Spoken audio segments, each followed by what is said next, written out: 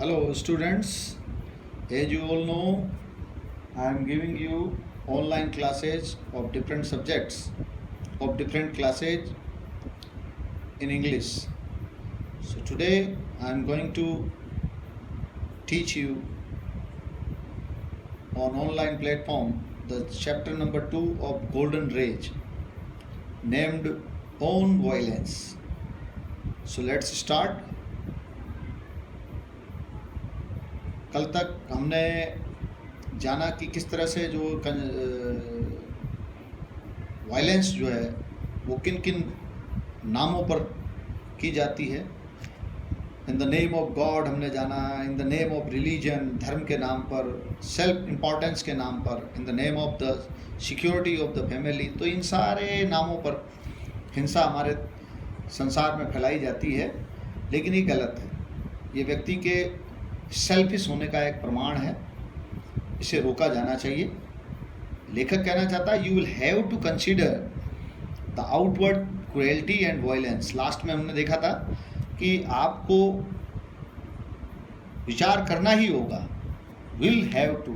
मैंने आपको बताया था has to, have to plus verb first, had to plus verb first, और विल या shall have to verb first. ये इस तरह की स्थितियां कहीं भी आती हैं तो आपको उसमें मजबूरी का भाव देखने को मिलता है। और विल हैव टू प्लस या shall have to plus verb first आता है तो वहाँ भूतकाल की मजबूरी, ना पड़ेगा, नहीं पड़ेगी, ना होगा, नहीं होगी, इस तरह का सेंस देता है। जैसे you will have to consider, आपको क्या करना होगा, समझना होगा, कंसीडर करना पड़ेगा द आउटवर्ड क्रुएल्टी, ये जो बाह्य निर्दयता है, क्रुएल्टी का मतलब निर्दयता, एंड द वायलेंस और हिंसा को, एंड द इनवर्ड वायलेंस। इसके अलावा आपको अंदर की जो हिंसा है, आंतरिक हिंसा, उसको भी महसूस करना होगा, which you do not yet know, जिसे अभी आप नहीं जानते हैं।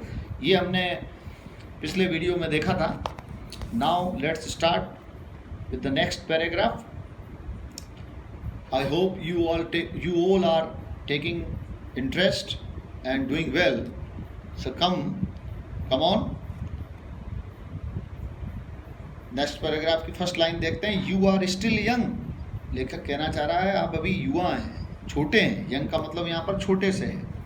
But as you grow older, लेकिन आप जैसे जैसे क्या होंगे, ग्रो ओल्डर, बड़े होंगे, अपेक्षाकृत बड़े होंगे, यू विल रियलाइज, तो आपको महसूस होगा, फील करेंगे आप, हाउ इनवर्डली मैन, किस तरह से मनुष्य जो है इनवर्डली का मतलब आंतरिक रूप से, मन ही मन में, अंदर ही अंदर, मैन गोज थ्रू हेल, मनुष्य जो है किस तरह से नर्क से गुजर रहा है, अर्थात उसकी ज़िंदगी जो है नर्क के समान गुजर रही है। गोज थ्रू, गुजरना, हेल माने आप जानते हैं नर्क।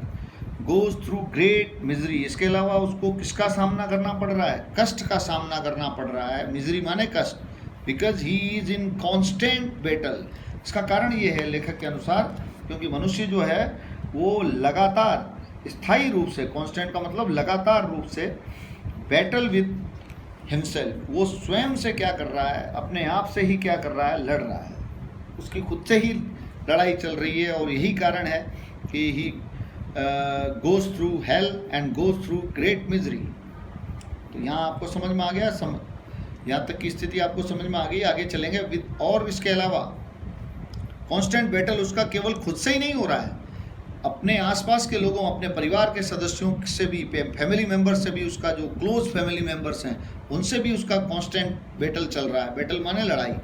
विद हिज वाइफ, अपनी पत्नी के साथ भी उसका संपर्क ठीक नहीं, उससे भी उसके मनमुटाव हैं।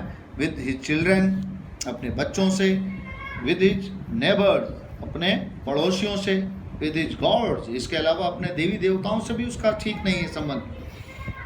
ही इज इन सोरो, इसके अलावा लेखक बता रहा है ही इज इन सोरो, वो दुखी भी है, दुख में है, कन्फ्यूजन में है, and there is no love, और इसी कारण से लेखक बताना चाह रहा है, कन्फ्यूजन माने आप जानते हैं भ्रम में है, दुख में है, and there is no love, कोई प्रेम का भाव नहीं है, नो काइंडलीनेस, किसी भी प्रकार की कोई दया का भाव नहीं है, नो जेनरोसिटी, किसी भी प्रकार का उपकार का भाव नहीं है, एंड नो चैरिटी, और किसी प्रकार का दान का भाव नहीं है, दान देने का भाव नहीं है, तो आप जान लें जब ऐसी चीज़ें नहीं है, लव नहीं है, काइंडलीनेस नहीं है, जेनरोसिटी नहीं है और चैरिटी जैसी चीज़ नहीं, तो वह हिंसा का काम होगा ही। हिंसा अपना जगह बनाएगी और हिंसा का स्थान बनता ही इन चीज़ों के, इन मानवीय मूल्यों के अभाव में। ये जो ह्यूमन वैल्यूज आई हैं, जेनरोसिटी, काइंडलीनेस, लव एंड चैरिटी, ये बहुत ही इंपॉर्टेंट ह्यूमन वैल्यूज़ हैं, मानवीय गुण हैं जो एक व्यक्ति में होने चाहिए। अगर है तो वो हिंसा से स्वतः ही बच जाएगा, ऑटोमेटिकली वो स्वतः ही हिंसा से बच जाएगा।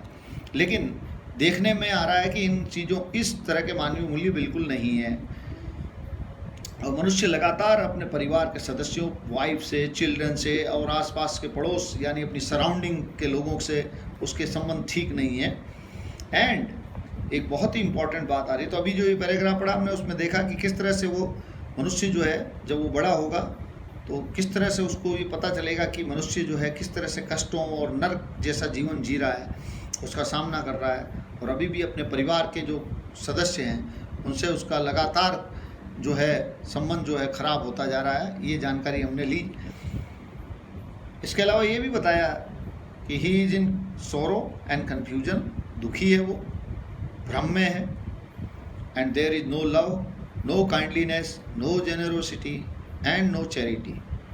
अब आगे देखिए बहुत इंपॉर्टेंट बात आ रही है। एंड लेखक बता रहा है, and a person may have a PhD, हो सकता है। मे क्यों प्रयोग हुए हैं यहाँ पर? संभावना है, 50-50% है, इसलिए मे पोर्टल का प्रयोग होता है।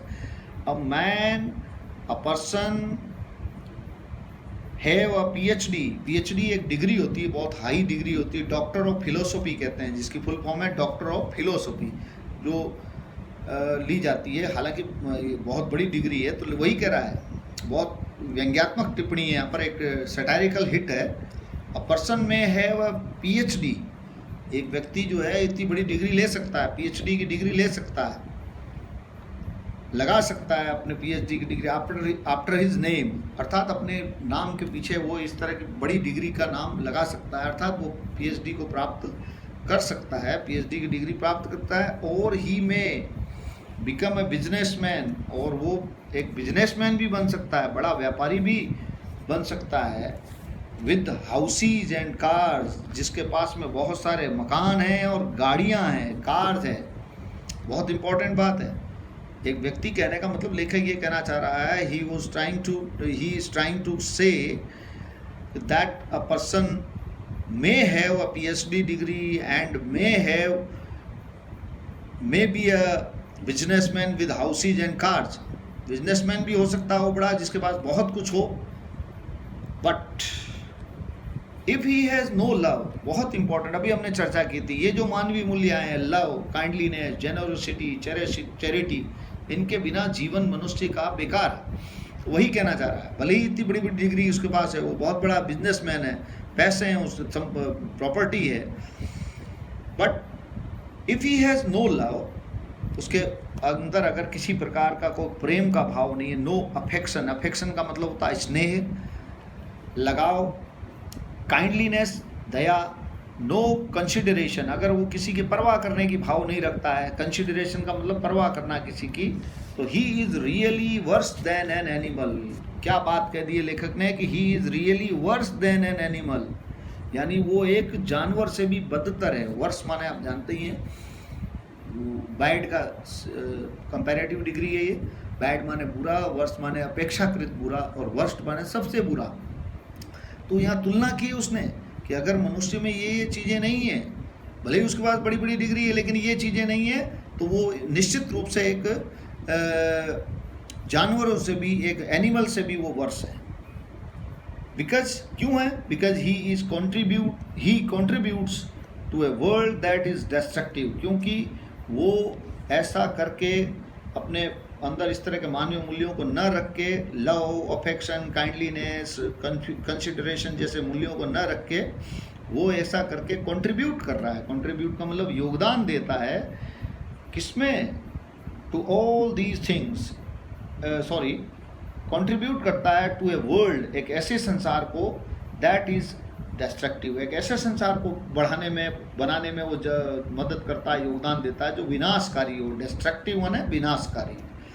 डिस्ट्रक्टिव का ऑब्जेक्ट होता है कंस्ट्रक्टिव, निर्माणकारी, जिसमें निर्माण किया जाए, उसको हम कंस्ट्रक्टिव कहते हैं, और ये इसका ऑब्जेक्ट है डिस्ट्रक्टिव। तो जानिए आप, इस पैराग्राफ में हमने अच्छे से जान लिया कि हमारे अंदर इस तरह के मानवीय मूल्यों का होना बहुत ज़रूरी है, अदरवाइज़ हम एक ऐसे समाज को, ऐसी दुनिया को में योगदान देते हैं जो डिस्ट्रक्टिव होती है। नेक्स्ट देखें, और आज इन दिनों में हम देख रहे हैं कि किस तरह से दुनिया में हर राष्ट्र में टेंस है, हिंसा फैली हुई है, अपनी अनुचित मांगों को मनवाने के लिए भी लोग जो हैं निर्दोष लोगों को, इनोसेंट लोगों को मार देते हैं, उनमें किसी प्रकार के लव नहीं है, जेनरोसिटी नहीं है, काइंडलीनेस नहीं है। तो ये चीज़ें निश्चित रूप से व्यक्ति को पतन की ओर ले जाएगी, विनाश की तरफ ले जाएगी। तो हमको इससे बचना है। नेक्स्ट पैराग्राफ लेते हैं। सो, इसलिए मैंने आपको सो के बारे में बताया था, अगर किसी भी सेंटेंस में सो शुरू में आता है तो उसका मतलब इसलिए होता है, इन दी एंड आता है, लास्ट में आता है तो उसका मतलब होता है ऐसा, और एडजेक्टिव वर्ड के पहले अगर ये कहीं सो लगा हुआ है, जैसे so beautiful, so smart, so young, तो उसका मतलब होता है इतना। तो आइए यहाँ देखें, so while you are young, इसीलिए लेखक यहाँ पे हमें सलाह दे रहा है, जबकि वाइल का मतलब यहाँ क्या है, जबकि आप अभी यंग हैं, you have to know all these things. तो ये अच्छा है कि आप इन सारी चीज़ों को अभी से क्या कर लें, आप इन सारी चीज़ों को अभी से जान लें, अच्छा होगा आपका। यू हैव टू नो, आपको जानना होगा। You have to be sown all these things, और ये सारी चीज़ें आपको क्या की जानी चाहिए, दिखाई जानी चाहिए। ये सारी चीज़ें आपको दिखाई जानी चाहिए, आपको समझाई जानी चाहिए।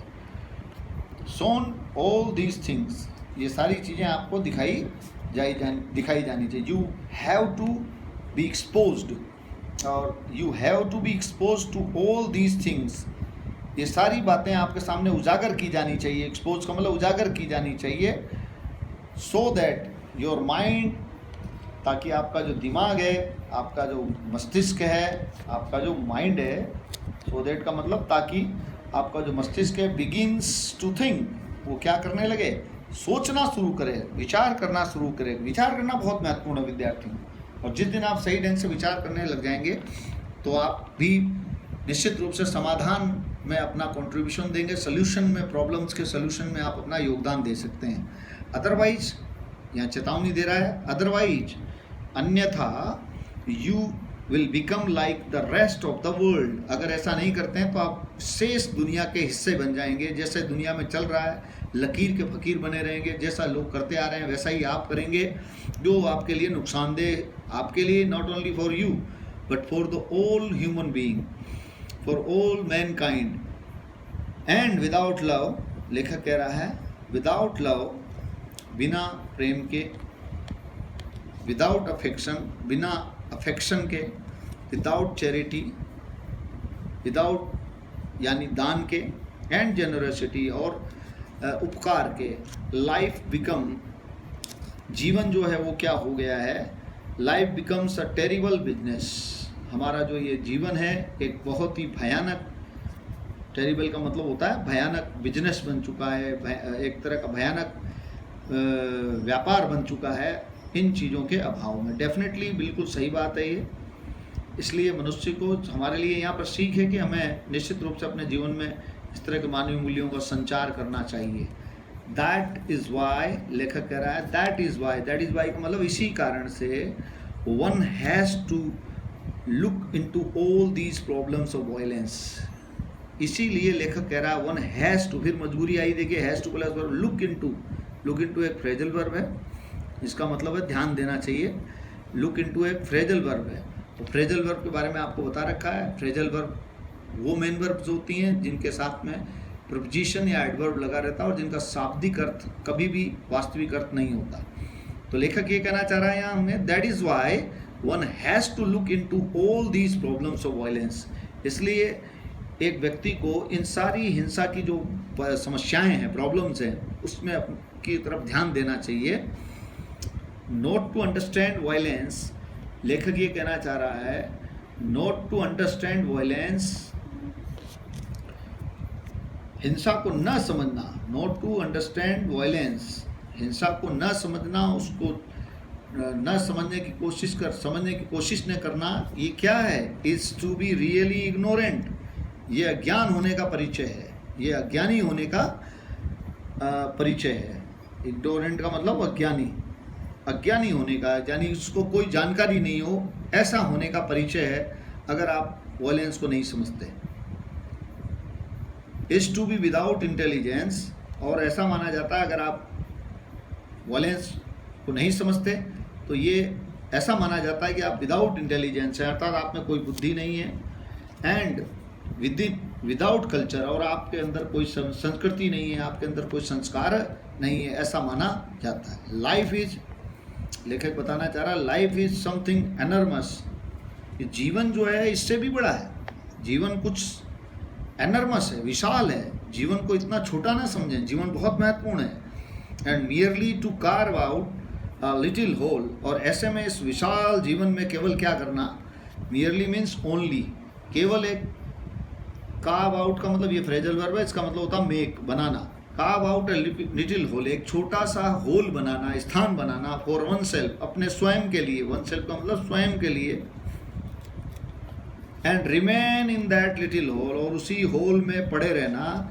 Remain in that little hole, उस छोटे होल में, उस छोटे स्थान पर पड़े रहना, उस छोटी सी दुनिया में, संकरी दुनिया में पड़े रहना। एंड फाइटिंग ऑफ एवरीबडी, और सभी से लड़ते हुए। इज नॉट टू लिव, ये रहना नहीं है, ये जीना नहीं है, ये जीवन का कोई मतलब, यहाँ जीवन से, इस तरह के जीने से कोई जीवन का मतलब नहीं होता है। It is up to you, अब ये आप पर निर्भर करता है। अप टू यू, ये आप पर निर्भर करता है। It's depend on you. From now on you have to know about all these things, आज के बाद से, right now, right from now, अर्थात कहने का मतलब राइट फ्रॉम टुडे, आज से ही आपको इन सारी चीज़ों को क्या करना होगा? इन सारी चीज़ों को आपको जानना होगा। Have to know about all these things.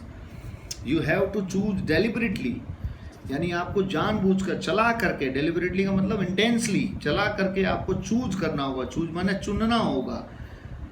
To go to the way of violence, कि क्या आप इसी हिंसा के तरीके को अपनाते रहेंगे, हिंसा के तरीके को अपनाते रहेंगे, और to stand up against society, या फिर इस तरह के हिंसा से पर आधारित समाज के विरुद्ध खड़े होंगे, उसका सामना करेंगे। ये अब आपको डिसाइड करना है। अन्यथा आपका जीवन, आप भी उन रेस्ट ऑफ द पीपल की तरह हो जाएंगे जो जीवन को केवल नारकीय ढंग से जी रहे हैं, औपचारिकता कर रहे हैं। ऐसा अगर करना है तो फिर आप उनकी तरह करें, अन्यथा आपको इन सारी चीज़ों को जानना होगा, और जानबूझकर चला करके आपको ये डिसाइड करना होगा, चूज करना होगा, चुनना होगा कि आपको कौन से रास्ते पर जाना है। वायलेंस के रास्ते पर जाना है या फिर इसके खिलाफ खड़ा होना है, ये आपको डिसाइड करना है। बहुत इंपॉर्टेंट बात आई। फिर सलाह दे रहा है लेखक, B free, live happily, joyously. कुछ बातें बता रहा है यहाँ पर लेखक। मुक्त हो जाएं, खुशी से जिए, जॉयसली, आनंद के साथ जिए, विदाउट एनी एंटागोनिज्म, बिना किसी विरोध के, आक्रामक विरोध के। एंटागोनिज्म का मतलब आक्रामक विरोध के। विदाउट एनी हेट, बिना किसी नफरत के जिए। Then life becomes something quite different. अगर ऐसा कर दिया आपने तो जीवन आपका कुछ अलग हो जाएगा। Life becomes something quite different, थोड़ी अलग हो जाएगी, बिल्कुल अलग हो जाएगी आपकी ज़िंदगी। Then life has a meaning, और तब जाकर आपके जीवन का कोई महत्व होगा, कोई अर्थ निकलेगा। Then life has a meaning, is full of joy and clarity, और फिर आपकी जीवन जो है स्पष्टता और आनंद से भर जाएगा। तो ये बहुत महत्वपूर्ण सलाह दी है यहाँ पर। हमें ऐसा करना होगा, मुक्त होकर जीना होगा, हैप्पीली जीना होगा, जॉयसली जीना होगा, without any antagonism, without any hate जीना होगा, इन सब से रहित होकर के जीना होगा। व्हेन यू वोक अप, एक बहुत इंपॉर्टेंट बात यहाँ पर लेखक करना चाह रहा है। When you woke up this morning, जब आप आज सुबह जब जागे, डिड यू, एक सवाल पूछ रहा है, did you look out of the window, क्या आपने अपनी खिड़की के बाहर झांका? यू वुड हैव सीन, हो सकता है कि आपने you would have seen all those hills. आपने ये सारी जो कहने का तात्पर्य जो पहाड़ियां हैं, have seen those hills, देखी होगी आपने. बिकम सेफरन क्या होते हुए, केसरिया होते हुए, लालिमा के साथ, लाल रंग के साथ घिरते हुए आपने देखी होगी. ऐसी जब आप सुबह उठे, क्या आपने ऐसा देखा? The sun rose against that lovely blue sky, जैसे ही सूर्य जो है इस सुंदर आकाश में जैसे ही सूर्य जो है क्या हुआ, उगा. Rose against that lovely blue sky. तो क्या आपने इन पहाड़ियों को सैफरन होते हुए देखा? And as the bird began to sing, और जैसे ही पक्षियों ने क्या करना शुरू किया, began to sing, and the early morning cuckoo, और सुबह सुबह के समय में जो कुकू जो होती है, कुकू मीन्स कोयल, कूड, उसकी कूड को सुना होगा, अर्थात उसकी बोलने की आवाज़, कू कू की आवाज़ सुनी होगी. There was a deep silence all around. तो आपको महसूस होगा हर तरफ क्या था, देयर वॉज अ डीप, वहाँ पर एक काफ़ी गहरा साइलेंस छाया हुआ था चारों ओर.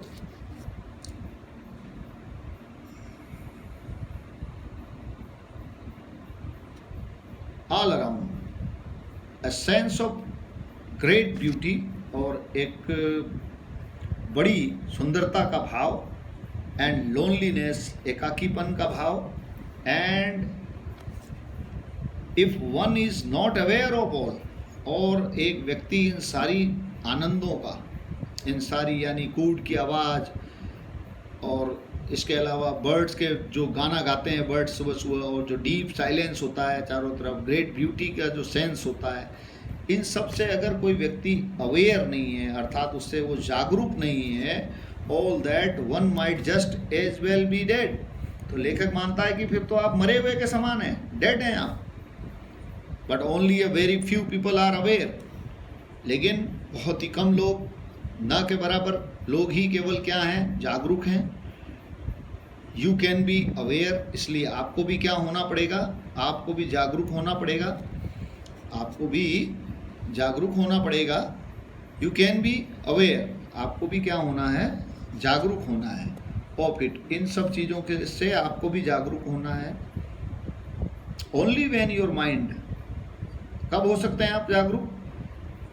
Only when your mind and heart are open, जब आपका दिल और दिमाग दोनों चीज़ें क्या है, खुले हुए हैं, आप ओपन माइंडेड हैं, ब्रॉड माइंडेड हैं, तो फिर डेफिनेटली ये चीज़ पॉसिबल होंगी. आप इस चीज़ों को महसूस कर सकते हैं, उसके प्रति जागरूक हो सकते हैं. When you are not frightened, इसके अलावा जब आप फ्राइटेंड नहीं हैं, जब आप डरे हुए नहीं हैं, डरते नहीं हैं.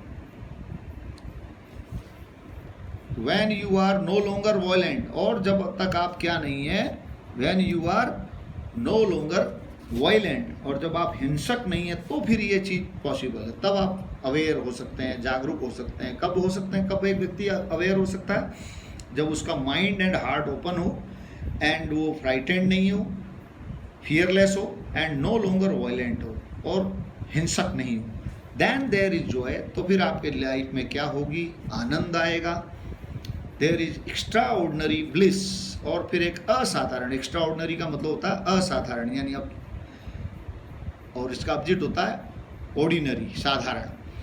तो फिर आपके जीवन में क्या आ जाएगा, आनंद भी आ जाएगा, एक्स्ट्रा ऑर्डिनरी ब्लिस आ जाएगी. ब्लिस का मतलब होता है आनंद, of which very few people know, उस आनंद की प्राप्ति हो जाएगी आपको जिसके बारे में बहुत कम लोग क्या करते हैं, जानते हैं. And it is part of education, और ये शिक्षा का एक हिस्सा है, to bring about that state in the human mind. शिक्षा का ये ड्यूटी, ये कर्तव्य है शिक्षा का, कि मनुष्य के दिमाग में इस तरह की स्थिति, state, that state in the human mind, यानी इस तरह की स्थिति को मनुष्य के दिमाग में लाया जाए, ये शिक्षा का कर्तव्य होगा. और शिक्षा से बहुत कुछ परिवर्तन लाया जा सकता है। और शिक्षा एक बहुत बड़ा टूल है, जैसा कि इस चैप्टर के माध्यम से हमने जे कृष्णामूर्ति जी की ये जो रचना है उससे जाना है। और लास्ट में हमने जाना भी, education can be a good tool to curb violence, to make man perfect. मनुष्य को परफेक्ट बनाने के लिए और उसकी हिंसा को ख़त्म करने के लिए ये एक बहुत बड़ा साधन हो सकता है। और ये देखा चीज़ हमने अभी। तो इस तरह से हमारा ये चैप्टर जो है important chapter, examination point of view से भी ये काफ़ी इम्पॉर्टेंट है।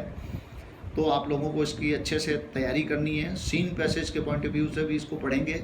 आपकी एक्सेलेंट में सीन पैसेजेस दिए हुए हैं, सॉल्व करें आप उसको। किसी तरह की प्रॉब्लम आए तो प्लीज़ आस्क मी, मुझसे बात करें आप। और ज़्यादा से ज़्यादा एंजॉय करें, इंटरेस्ट लें और एंजॉय करें स्टडीज़ को। और सारे सब्जेक्ट्स में you will have to work in all the subjects, क्योंकि आपको अगर पास होना है, अच्छे मार्क्स लाने हैं, तो आपको सारे सब्जेक्ट्स में मेहनत करनी होगी। और हमारे विद्यालय के ज़्यादातर जो टीचर्स हैं अपनी तरफ से प्रयास कर रहे हैं, तो आपको कोऑपरेट करना होगा। तो ये एक और महत्वपूर्ण चैप्टर आपका समाप्त हुआ। इस पार्ट से हमने शिक्षा ली है कि हमको हिंसा से बचना होगा, क्योंकि हिंसा सारी समस्याओं की जड़ है और इससे व्यक्ति जो है बर्बाद हो जाता है। उसके जो टैलेंट है, उसकी जो वास्तविकता है वो ख़त्म हो जाती है। इसलिए, और आप युवा हैं, अभी यंग हैं और फिर किशोर होंगे। किशोर होने के बाद में फिर आप आगे बढ़कर युवा बनेंगे, यंग बनेंगे। तो ऐसे में आपके कंधों पर बहुत बड़ी जिम्मेदारी है कि आप एक वायलेंस फ्री सोसाइटी को डेवलप करें और उसमें अपना कंट्रीब्यूशन दें। Okay, thanks for listening and watching me.